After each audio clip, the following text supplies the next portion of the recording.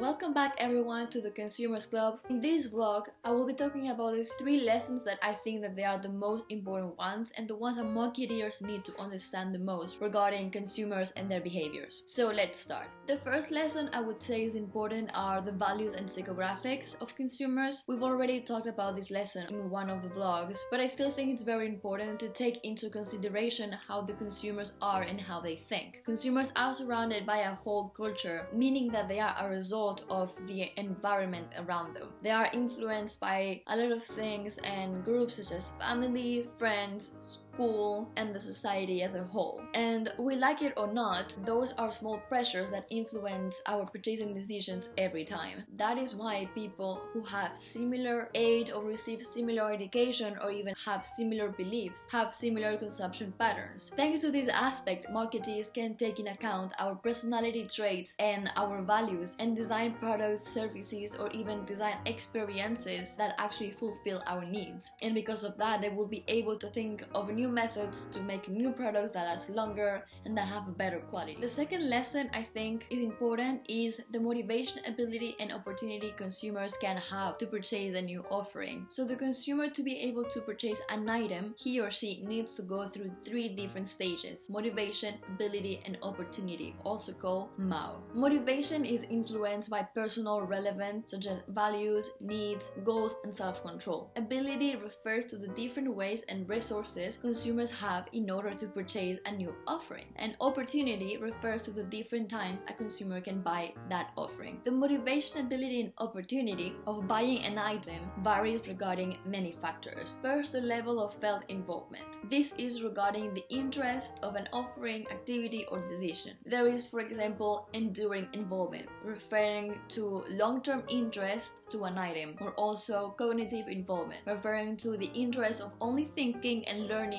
about the offering itself without not necessarily buying it. There are also types of perceived risk. This happens when the consumer is uncertain about the personal consequences of buying and using that offering. There are, of course, different types of perceived risk. For example, performance risk happens when the offering won't perform as good as expected. Or time risk, which is perceived to have the potential to lead to loss of time, which is the case of many apps on smartphones nowadays. Thanks to this lesson, marketers can play with the consumer's mind and make them feel more comfortable while buying. This will also develop that many people will feel motivated to purchase new items. The more involved the consumers will get in the purchasing sector, the more motivated he or she will be to buy it, and the more abilities he or she will find, and also the more opportunities he or she will see to keep buying those products. The third and last lesson to remember for me will be the level of exposure consumers experience and how that helps them comprehend and remember all kind of messages they see. Exposure is defined as the process by which consumers come in physical contact with a stimulus, and a stimuli contains information about offerings that are communicated, such as ads or different messages shared through media. The level of attention consumers experience toward an offering will develop more or less stimuli, and attention is characterized by 5 main traits. First, attention can be limited, meaning that consumers cannot attend and cannot focus on all stimuli that they see in their environment. Attention can also be selective, meaning that consumers need to select what they want to pay attention to and what not. Attention can be divided, meaning that consumers can divide attention depending what they like better and what not. Also, attention can be focal, and that happens when consumers focus attention on one specific stimuli, one specific product, one specific advertisement in general. And lastly, attention can be non-focal, meaning that while they are being focused on some other aspects, they are simultaneously exposed to other stimuli. This may sound complicated by all the keywords and all the definitions, but basically it means that marketeers generate different stimuli to get consumers' attention. They can make stimuli personally relevant, for example, so consumers can relate to the ad.